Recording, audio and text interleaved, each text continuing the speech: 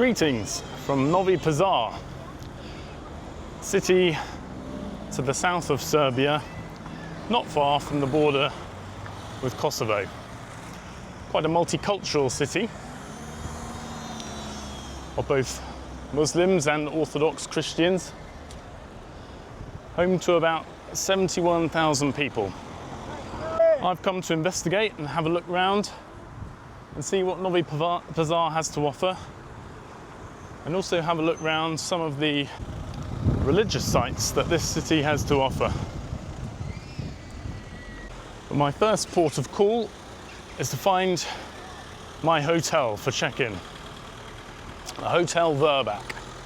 And I've read good things. I thought I'm going to spend one day of my life in Novi Pazar. I need to stay in relative comfort. So as I'm walking along the banks of the river, I'm about to come across my hotel. And there it is, sitting precariously over the river, Hotel Vrbak. And some quite splendid architecture. I don't know if those are rooms, perhaps dining rooms actually sitting over, that you can see there over the river. A restaurant on the other side. And an impressive dome structure, which is the central part of the hotel.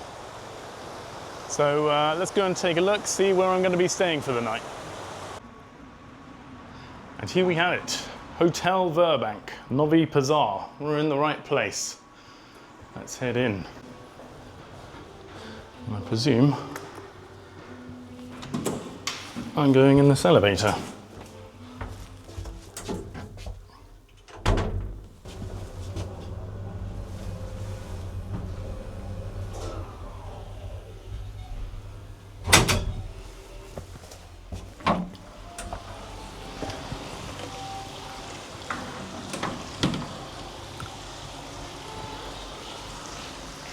Wow, and quite an impressive reception level underneath that dome, which we saw from outside.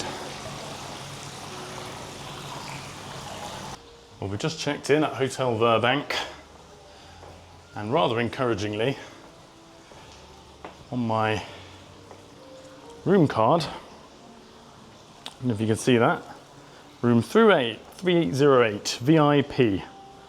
Now, I don't know if that's actually means it's going to be a VIP room or they're just trying to flatter me, but let's go and have a look. 308 VIP. And here it is, in the darkest corner of the hotel. 308, and rather curiously, a little bed of some description outside. That could be fantastic for coming back after a few drinks at the bar, and if you can't quite make it to your room, or you can't find your key card, they've thought of everything, and you can just collapse on this, this little day bed perched outside. But that's what you get with VIP. And here we are, VIP apartment. Let's look inside.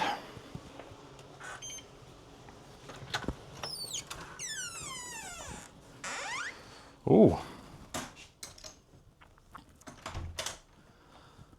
Very nice. We like the VIP apartment. Nice little bed, a TV, and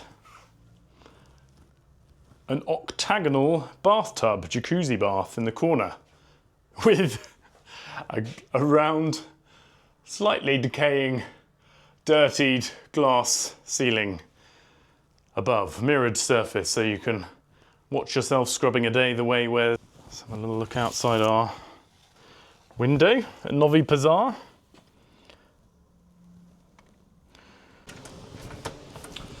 Well, good morning from Hotel Vrbak and my VIP apartment. And I have to say, judging by the way I slept on that bed, VIP is definitely generous for that room. But nonetheless, I did actually think about coming out to spend the night on my day bed, although I had a moment of clarity at the last minute and realised it's probably not intended to be a little daybed for drunk Englishmen after a night out who can't quite find their room. And it's probably more likely to be a prayer mat.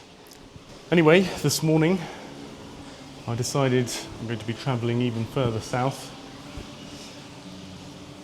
of Novi Pazar, to within probably a couple of kilometres of the border of Kosovo, to check out a monastery. And in a country full of monasteries, you may well be thinking, what is interesting or different about this one? But I promise this one is quite spectacular and you're going to check it out. Let's go.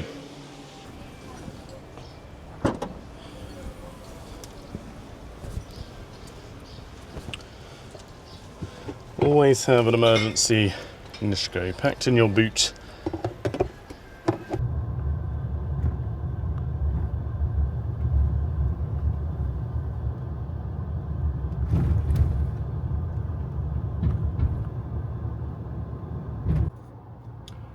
Crna Reka Monastery. Seems like we're on the right path, albeit another dodgy dirt path.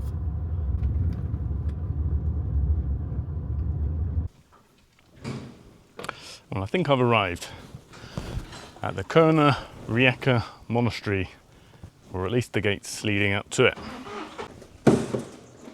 Well, I've made it all of a few metres in, and a man in a tractor has stopped me. And with the help of a few translators, it seems that to go in the monastery, shorts are a no-no. Luckily, on hand, there's a stack of fashionable, but I suspect are going to be incredibly warm trousers, since it's getting on for about 30 degrees today. But we're going to do as we're told, and don some trousers. There we go. Oh, I think I look pretty good, but I'm going to be warm. But at least I can now hopefully go in the monastery. And here it is.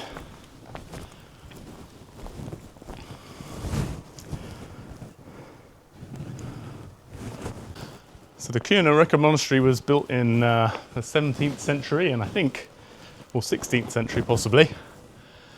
And I believe pretty much all of it is original and pretty spectacular. Built into the cliffside, it almost looks like it's falling out of the cliff or hovering out of the cliffside.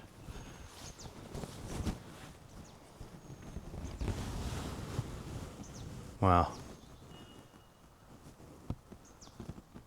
Pretty amazing, and connected by this rather impressive,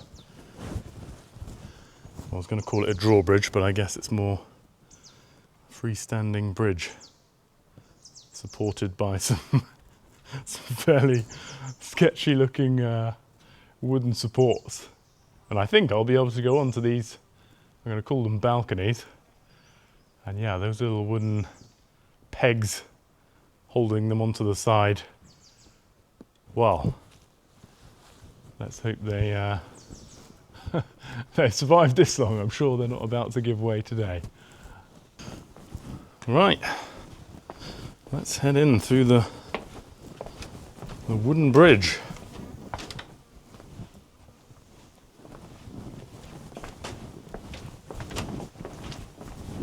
A little bit of wobble.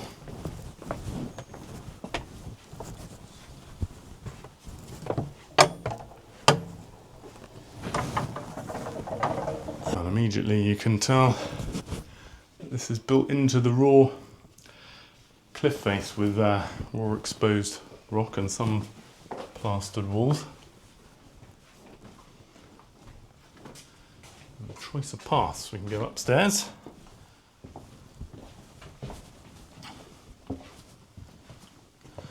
And immediately we're coming out onto the balcony, which I said from the other side didn't look like the most stable, and with the little wooden pegs hanging up, that I'm going to walk along it. And a couple of chairs at the end, and more cave-like space inside. Oh, well, it's not a bad place to park down after a long day and have a view out, but the sounds the flooring's making, I think I'm going to head inside again. And we've entered. Looks to be quite a holy room, and looks a little bit like a coffin.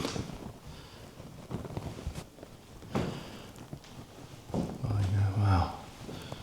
And these old wall paintings on both sides, and the ceiling.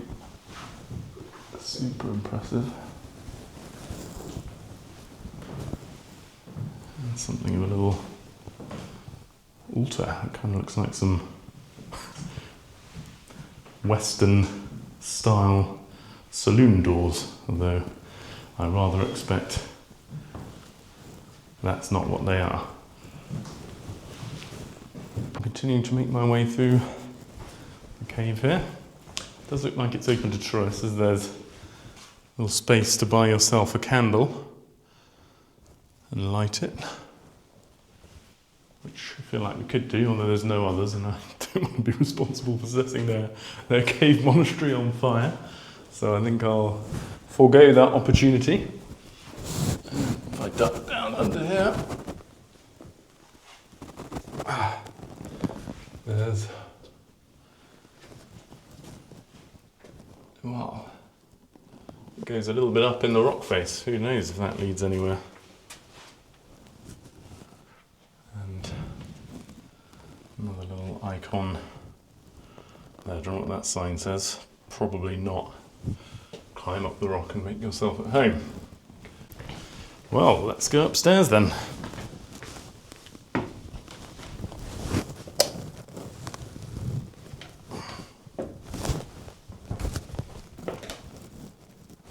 Oh, it looks like someone's bedroom. There seems to be rows of bunk beds up there. Possibly not one for me to explore. I'm going to leave that and turn the light switch off, which I just turned on. Hopefully there's no sleeping books up there, because I may have just woken them up. Well, just as I'm leaving, it does sound a little bit like there's some life upstairs. And possibly I've just woken someone up, so I'm legging out of the monastery. And we emerge victorious from the Crna Reka Monastery. Christ, guys. Driving through Novi Pazar leaves a little bit to be desired in driving experiences. Anyway, we have come to another monastery, this time a hilltop monastery built under ancient Roman rule, so very old, and I think it's got quite a picturesque graveyard of all things. So we're gonna head on up and have a look at that, and then get the hell out of Novi Pazar. Well, this sign at the entrance of our monastery says €2 entry per person, which is not the currency of Serbia, but perfectly understandable. So let's hope they take Serbian dinars, and let's also hope we don't need special monastery trousers for this visit, because I'm back wearing shorts again.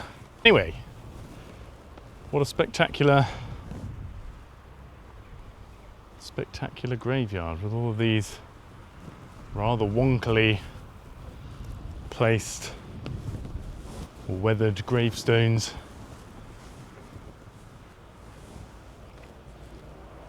All with old writing on them, and the actual monastery itself. I'm not sure if I'll be able to go inside without my trowel, but I might poke my nose in and have a look. Now, One has to be careful not to trample over someone's grave when walking through a graveyard.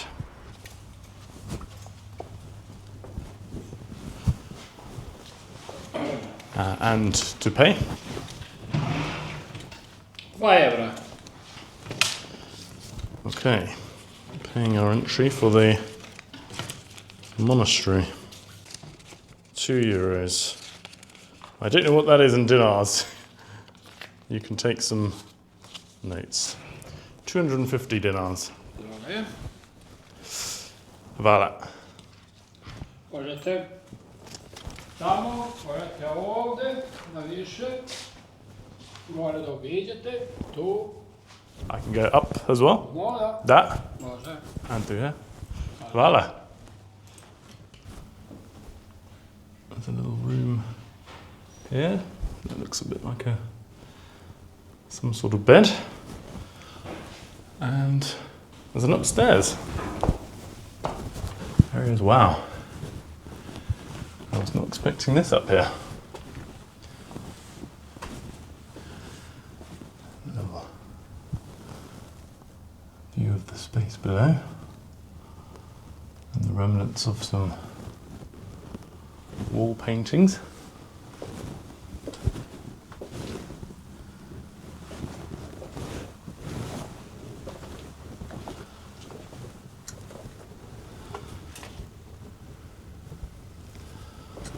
Excellent. I can see a little glass panel down there from up here. I'll have to go and check that out. And, for want of a better word, a throne. Remnants of wall paintings that go all the way up to a domed ceiling, which is where we're looking at from above. And here, glass panelled bit, which shows the medieval baptistery where the sons of Stefan Nemanja Vukan, Stefan and Rastko, Saint Savo, were baptized. Amazing. And this rather impressive wall painting and chair, or throne as I called it earlier. Well, and this little map shows the oldest parts of St. Peter's Church from the 9th century, some of it restored in the second part of the 15th century. It's pretty old. All right, guys.